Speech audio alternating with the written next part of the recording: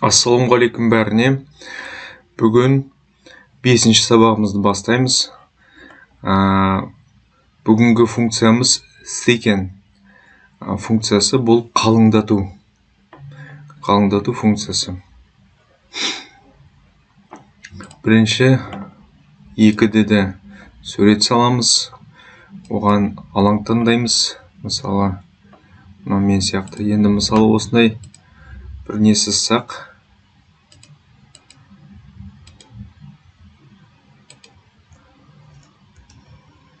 міне осындай бір сызық сызайық. Енді мына сызықты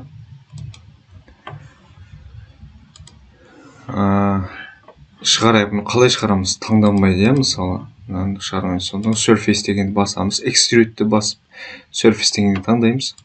Содан кейін мына сызығымызды таңдаймыз. Сызығымыз,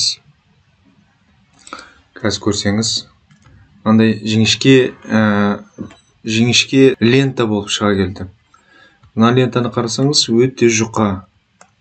Мұны мысалы қалыңдатам десеңіз, экструдты басып, сырты қалыңдатылмайды. Өйткені бұл майысқан, формасы стандартты емес.